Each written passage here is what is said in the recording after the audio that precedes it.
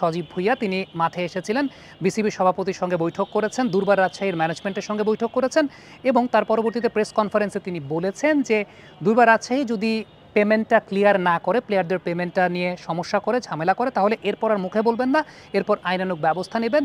এই জায়গাটায় তাকে অনেক বড় একটা ধন্যবাদ জানাতে হবে এই কারণে যে ক্রিকেটাররা তো আমাদের দেশের সম্পত্তি, ক্রিকেটাররা কিন্তু শুধুমাত্র বাংলাদেশ ক্রিকেট বোর্ডের সম্পত্তি না, ক্রিকেটাররা আমাদের দেশের সম্পত্তি এবং যেহেতু আমাদের দেশের সম্পত্তি তার মানে বাংলাদেশের সরকার ক্রিকেটারদেরকে ওন করছে। অ্যাজ আ গার্ডিয়ান বাংলাদেশ সরকার ক্রিকেটারদেরকে ওন করেছে। দিন শেষে যেমন কিছু সংবাদ আমাদের কাছে এসেছিল যে প্লেয়ারদের সঙ্গে মিসবিহেভ করা হচ্ছে, প্লেয়ারদের টিএ দিয়ে দেওয়া হচ্ছে না, প্লেয়ারদের পেমেন্ট ইস্যু নিয়ে তো একটা মোটামুটি চেক আসে, চেক বাউন্স হয় এবং তার পরবর্তী পর্যায়ে আন্তর্জাতিক অঙ্গনে দেশের নাম খারাপ হচ্ছে এবং সবচেয়ে উল্লেখযোগ্য ব্যাপার প্লেয়ারদেরকে টিএ দিয়ে দেওয়া তো হয় না, আবার প্লেয়ারদের সঙ্গে অনেকটা মালিক শ্রমিক সম্পর্কের মতো বিহেভ করা হয়। সেই জায়গাটা থেকে বাংলাদেশ গভর্নমেন্ট সিরিয়াস হয়েছে, বাংলাদেশ গভর্নমেন্ট সিরিয়াস হয়েছে, প্লেয়ারদেরকে ওই আশ্বস্ততাটা দিচ্ছে যে আমরা তোমাদের সাথে আছি, যেটা মনে হয় বাংলাদেশের প্রত্যেকটা প্লেয়ারের জন্য একটা অনুপ্রেরণার জায়গা।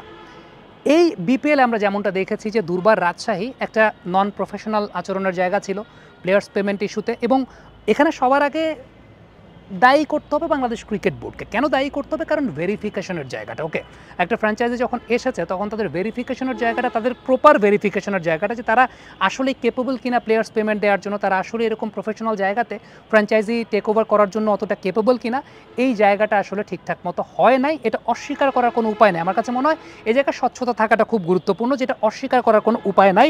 এবং তার পরবর্তী পর্যায়ে যেরকম নন প্রফেশনাল আচরণ করা হয়েছে, আরেকটা খুব গুরুত্বপূর্ণ বিষয় যে বিভিন্ন প্লেয়াররা সংবাদকর্মীদের কাছে পার্সোনালি, অফিসিয়ালি, আনঅফিসিয়ালি তাদের সঙ্গে যে মিসবিহেভ করা হচ্ছে, তাদের টিএ দিয়ে দেওয়া হচ্ছে না, এই সংক্রান্ত ইস্যুগুলো কিন্তু শেয়ারও করেছেন এবং তারা যখন শেয়ার করেছেন আমার কাছে মনে হয় যে প্রত্যেকটা গণমাধ্যম কর্মী এই জায়গায় সাধুবাদ পাবেন, তারা এই বিষয়গুলো উপস্থাপন করেছেন এবং তারা যখন উপস্থাপন করেছেন তখনই কিন্তু এটাকে বাংলাদেশ সরকার সিরিয়াসলি নিয়েছে।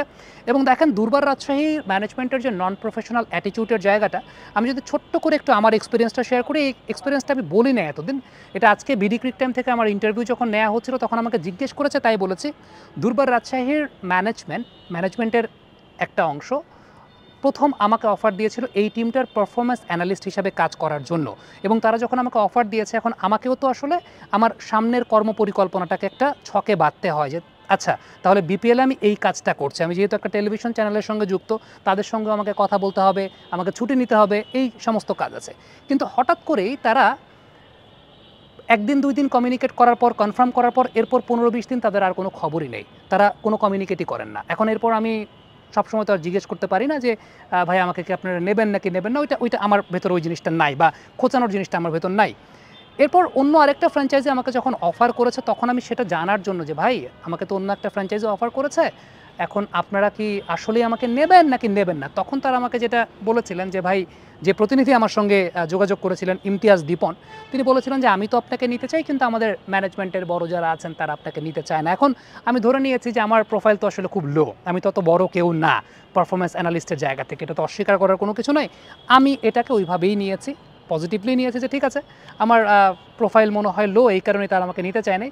কিন্তু প্রবলেমের জায়গাটা হচ্ছে নন প্রফেশনাল অ্যাটিটিউডটা কোন জায়গাটা তো আমাকে না করবে, সেই নাটাও কিন্তু আমাকে করে না। এটা 20-25 দিন পরে যখন আমি অন্য একটা ফ্র্যাঞ্চাইজি আমাকে অফার দিয়েছে, আমি তখন তাদেরকে এটা বলার জন্য যে ভাই আমার আপনারা কি আমাকে নেবেন নাকি নেবেন না, কারণ আমি মানসিকভাবে তো ওই প্রিপারেশনটা নিয়েছি এবং আপনাদের প্লেয়ার কাকে আপনারা নেবেন না নেবেন ওই ব্যাপারগুলোর জন্য আমি প্রি ওয়ার্কও করা শুরু করেছি।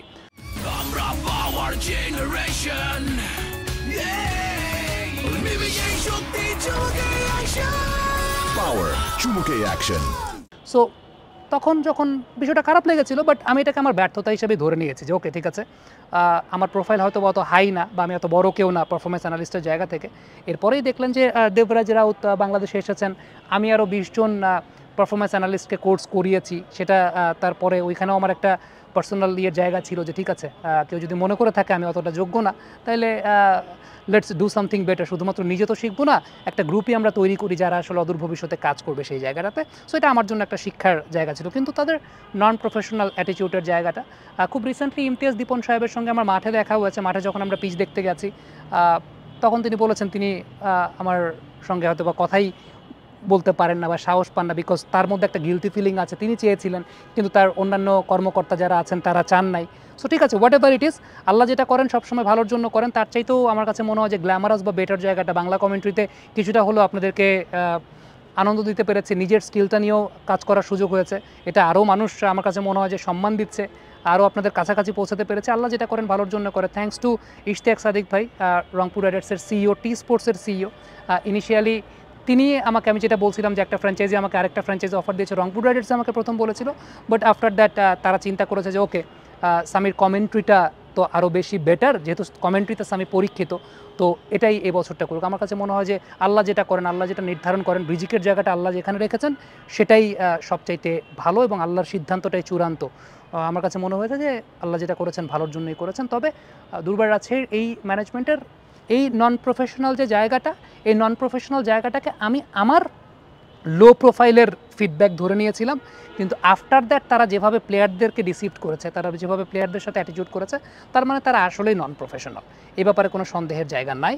এবং fact is they've been very non professional, এবং তাদের নন প্রফেশনাল অ্যাটিটিউডটা আসলে শুরু হয়েছিল ওই আমাকে একবার আমার সঙ্গে যোগাযোগ করে এরপর 20-25 দিন আলটিমেটলি কোনো খোঁজখবর না নিয়ে, মানে টোটাল আমার এন্টায়ার প্ল্যানিংটাকে তারা আসলে তখন মানে একটা হোল্ড করে রেখেছিল। সব কিছু মিলে যেহেতু আমাকে অনেক কিছু ব্যালেন্স করতে হবে, অনফিল্ডে আপনারা যেখানে দেখছেন সেটাও ব্যালেন্স করতে হবে, যমুনা টেলিভিশনে আমি কাজ করি সেটাও ব্যালেন্স করতে হবে, সব কিছু মিলিয়ে ওইটা একটা ব্যাপার ছিল। বাট দিন শেষে আল্লাহ যেটা করেন ভালোর জন্য করেন। Thank you so much.